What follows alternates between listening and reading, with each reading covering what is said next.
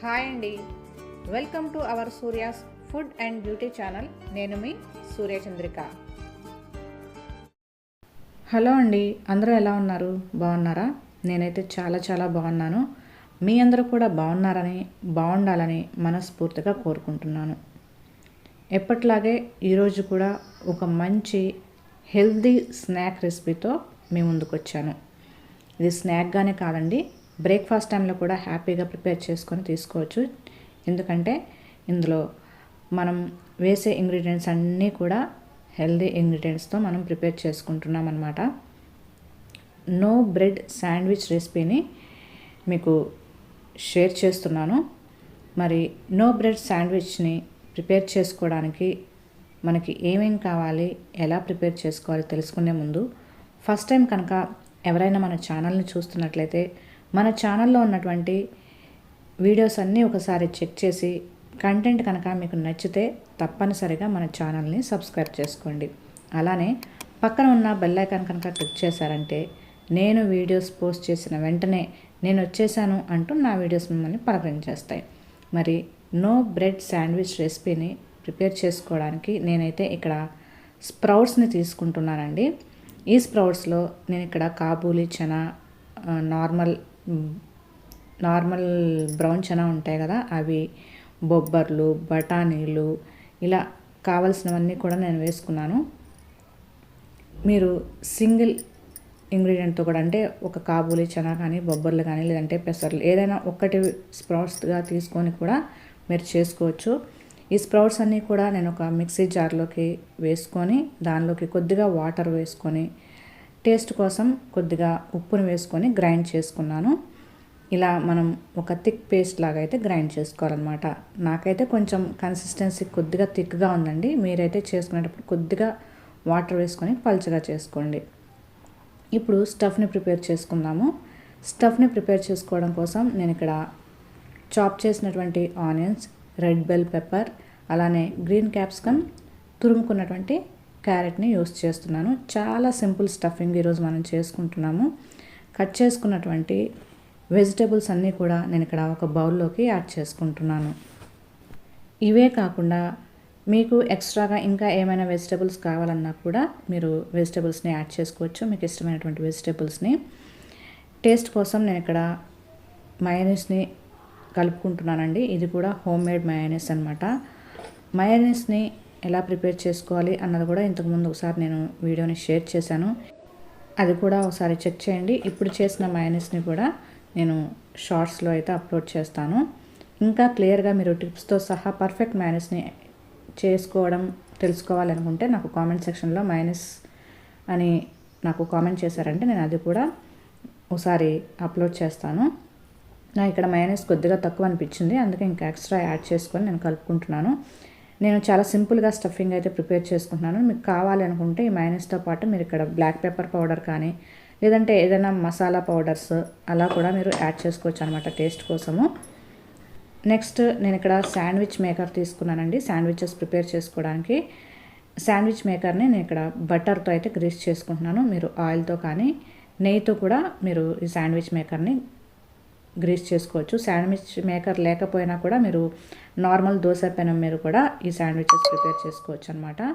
ఇక్కడైతే నేను ముందుగా స్ప్రౌట్స్తో ప్రిపేర్ చేసుకున్నటువంటి బ్యాటర్ని ఒక లేయర్గా వేసుకుంటున్నాను అనమాట. కొద్దిగా పల్చగా వేసుకోండి ఈ ఫస్ట్ లేయర్ అయితే మాత్రం, ఎందుకంటే మనం మళ్ళీ స్టఫింగ్ పెట్టుకోవాలి కనుక మధ్యలో. నేనైతే ఇక్కడ కొద్దిగా పల్చగానే ఈ పిండిని వేసుకుంటున్నాను అనమాట. ఇలా మొత్తం కూడా శాండ్విచ్ మేకర్ అంతా కూడా ఇది స్ప్రెడ్ చేసుకోవాలన్నమాట.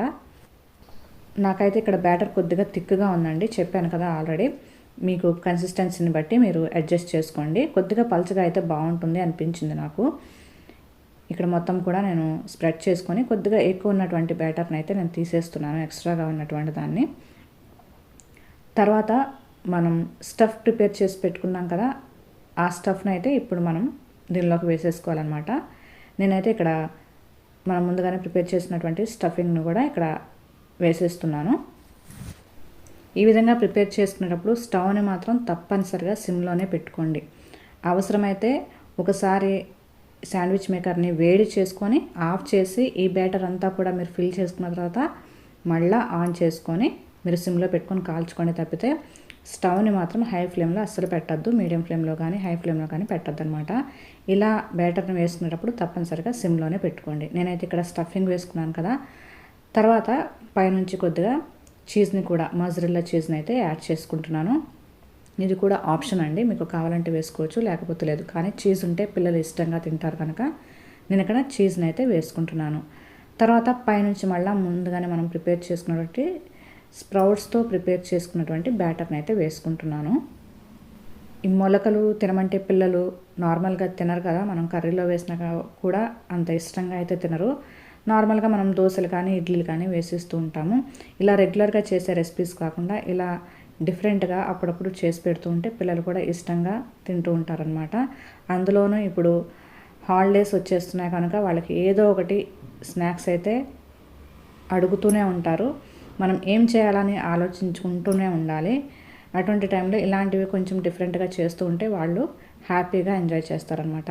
నేనైతే ఇక్కడ పైన కూడా బ్యాటర్తో స్ప్రెడ్ చేసేసుకున్నాను. అలానే ఈ శాండ్విచ్ మేకర్ పైన కూడా నేను బటర్తో అయితే గ్రీస్ చేసేసుకుంటున్నాను.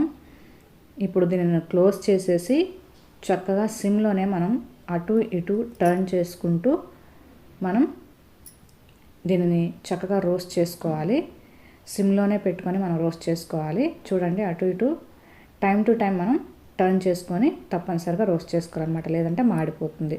ఇక్కడైతే నాకు శాండ్విచ్ అనేది రెడీ అయిపోయింది. చూసారా, చక్కగా లైట్ బ్రౌన్ కలర్లోకి అయితే మనకి శాండ్విచ్ అనేది మంచిగా రోస్ట్ అయింది. అలానే రెండో శాండ్విచ్ కూడా నేను ప్రిపేర్ చేసేసుకున్నాను.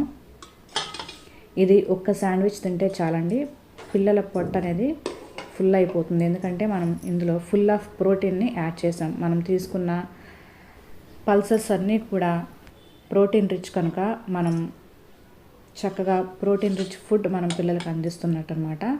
మార్నింగ్ బ్రేక్ఫాస్ట్ టైంలో కూడా ఇది మనం చక్కగా పిల్లలకి ఇచ్చేయచ్చు. చాలా యాక్టివ్గా ఉంటారు. అందులోనూ మనం వెజిటేబుల్స్ కూడా యాడ్ చేసేసాం కదా, ఒకటే మీల్లో మనం పిల్లలకు కావాల్సినటువంటి విటమిన్స్, ప్రోటీన్స్ అన్నీ కూడా అందించిన వాళ్ళం అవుతాము. ఈ శాండ్విచ్ పైనుంచి క్రిస్పీగా లోపల సాఫ్ట్గా ఉంటుందన్నమాట. సౌండ్ వినిపిస్తాను చూడండి. చూసారా పైన క్రిస్పీ సౌండ్ ఎలా వినిపిస్తుందో.